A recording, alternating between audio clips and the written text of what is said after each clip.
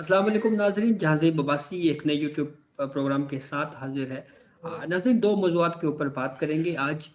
Islamabad high court में एक मरतबा फिर नूर मुकद्दम कत्ल केस की समाअत हुई और दूसरा मामला है आर्मी चीफ़ ने अमेरिका में एक स्टेटमेंट दी और उस स्टेटमेंट में उन्होंने ये कहा है कि वो अपनी मुद्दत पूरी करके सुबुकदोश हो जाएँगे। यानी जो एक्सटेंशन वाले तनाज़ात या जो बहुत ज़्यादा ख़बरें चल रही थी, उस हवाले से अब वो तमाम क्यासराइयाँ जो हैं, वो ख़त्म हो चुकी हैं। तो इन 2 मौज़ूआत के ऊपर बात करेंगे। सबसे पहला मामला नूर मुकद्दम कत्ल केस। हम जानते हैं कि ये एक पाकिस्तान की तारीख़ का इंतहाई हाई प्रोफ़ाइल केस था, ख़ास तौर के ऊपर ये वो वाक़या था जिससे इस्लामाबाद समेत पूरे मुल्क में जो है वो न सिर्फ़ डिबेट शुरू हुई, बल्कि उसके साथ-साथ एक दहशत का सा माहौल पैदा हुआ इस कत्ल की वारदात से। और जिस तरह जिस दरिंदगी के साथ एक खातून नूर मुकद्दम को कत्ल किया गया, जो मरकज़ी मुल्ज़िम है ज़ाहिर जाफ़र ज़ाकर, उसकी तरफ से। और फिर उसके बाद इस केस का ट्रायल चला। हाई प्रोफ़ाइल केस था। मीडिया ने इसकी भरपूर अंदाज़ में रिपोर्टिंग की और पुलिस ने भी इस केस में जो है वो जदीद साइंसी तकाज़ों की बुनियाद के ऊपर इन्वेस्टिगेशन की। फिर उसके बाद ट्रायल मुकम्मल हुआ। ट्रायल कोर्ट ने मरकज़ी मुल्ज़िम को सज़ाए मौत सुनाई। इस फैसले के खिलाफ अपील इस्लामाबाद हाई कोर्ट में ज़ेर समाअत है। आज भी इस केस पर समाअत हुई, लेकिन हम ये देख रहे हैं कि अब ये मामला जो है वो काफ़ी सुस्त रवी का शिकार है। यानी जिस तरह से पहले इस केस में रेगुलर बुनियादों के ऊपर हेयरिंग होती ही थी, समाअत होती थी, अब थोड़ा इसमें हमें डिले देखने को मिल रहा है। आज भी पेपर बुक्स की बात हुई। चीफ जस्टिस अतर मिनल्ला की सरबराही में 2 रुकनी बेंच, डीबी बेंच था जिसने आज इस केस को सुना। और फिर इस्लामाबाद हाई कोर्ट ने ये तो वाज़ेह किया है कि अब मज़ीद एडजर्नमेंट नहीं दी जाएगी और इस केस को 26 अक्टूबर तक मुलतवी कर दिया गया है। मुख्तसर समाअत हुई है इस केस में। मरकज़ी मुल्ज़िम ज़ाहिर जाफ़र ज़ाकर को ट्रायल कोर्ट ने सज़ाए मौत दे रखी है और उस फैसले के खिलाफ मरकज़ी मुल्ज़िम ने इस्लामाबाद हाई कोर्ट से रुजू कर रखा हुआ है। तो अब इम्कान ये ज़ाहिर किया जा सकता है कि जो नेक्स्ट हियरिंग होगी, अगली जो समाअत होगी, उसमें शायद इस्लामाबाद हाई कोर्ट फिर रोज़ाना की बुनियाद के ऊपर इस केस को सुने और फिर उसके बाद इसको डिसाइड किया जाए।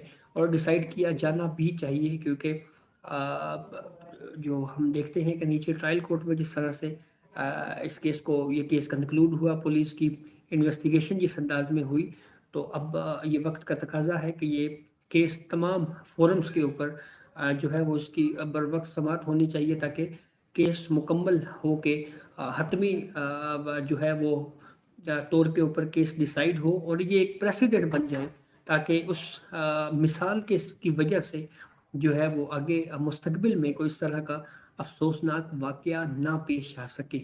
तो दूसरा मामला आर्मी चीफ़ की स्टेटमेंट के हवाले से, जो उन्होंने आज एक स्टेटमेंट दी और उस स्टेटमेंट में कुछ गुफ्तगू थी बेसिकली वो, और उसमें उन्होंने ये कहा कि वो मज़ीद एक्सटेंशन जो है वो ख्वाहिशमंद नहीं है और अपने मुद्दत जो है वो पूरी करके सुबुकदोश हो जाएंगे, रिटायर हो जाएंगे। तो ये अजीब बात है कि हमारे यहाँ ये भी एक बहुत बड़ी खबर है कि इस मुल्क के आर्मी चीफ जो है वो दोबारा दूसरी एक्सटेंशन नहीं ले रहे और इसके ऊपर भी एक खबर के तौर के ऊपर इसको ट्रीट किया जा रहा है। ये एक आप यूँ समझ लें कि तो एक अजीब बात इसको कहा जा सकता है। दूसरी अहम बात अ, ये है इस मामले के ऊपर कि आर्मी चीफ की जो पहले एक्सटेंशन हुई उसके ऊपर भी बहुत ज़्यादा बातें हुई, मीडिया के ऊपर क्रिटिसिज्म हुआ और ख़ास तौर के ऊपर जनरल कमर जावेद बाजवा का जो टेन्योर रहा है पूरा, ये ज़रा तनाज़ात में या कंट्रोवर्सीज़ में घिरा हुआ हमें नज़र आता है।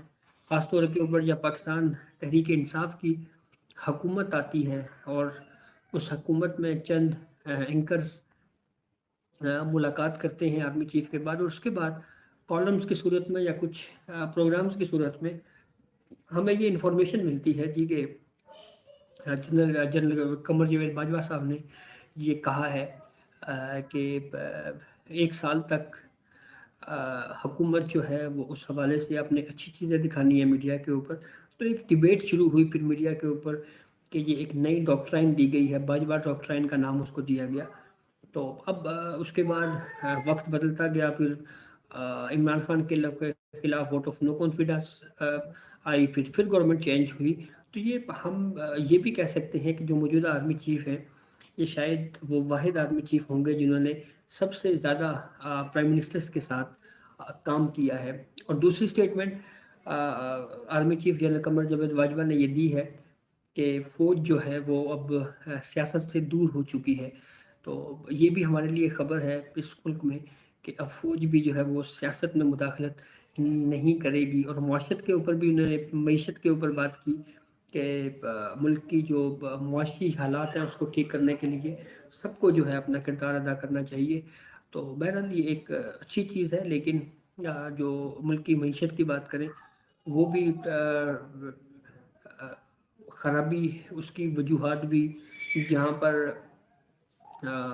سیاسی عدم استحکام رہا، وہیں پہ اس کے ساتھ ساتھ ہم یہ دیکھتے ہیں کہ کچھ اور معاملات بھی رہے، جیسے عدالتوں میں کیسز چلے، پولیٹیشنز کو دبایا گیا نیب کے ذریعے۔ جس طرح سے سپریم کورٹ آف پاکستان کی بھی ایک ویو موجود ہے کہ پولیٹیکل انجینئرنگ کے لیے نیب کو یوز کیا جاتا رہا، پھر اس کے بعد سیاسی مخالفین کو دبایا جاتا رہا۔ تو یہ تمام فیکٹرز تھے جس کی وجہ سے ملک کی معیشت جو ہے وہ آہستہ آہستہ گرتے اس وقت اس نہج تک پہنچ چکی ہے۔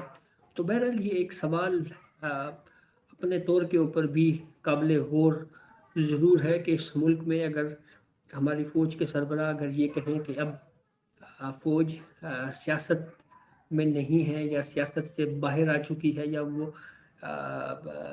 سیاسی سرگرمیوں میں حصہ نہیں لے رہی، تو یہ بھی اس کو بھی ایک خبر کے طور کے اوپر ٹریٹ کیا جا رہا ہے۔ حالانکہ ہمارا جو اس حوالے سے جو قوانین ہے، کانسٹیٹیوشن ہے، وہ بالکل کلیئر ہے کہ سیاست کرنا صرف پولیٹیشنز کا کام ہے، اور وہ اراکین جو ووٹ لے کر عوامی ووٹ لے کر آتے ہیں ان کو یہ حق حاصل ہے کہ وہ پولیٹکس کریں۔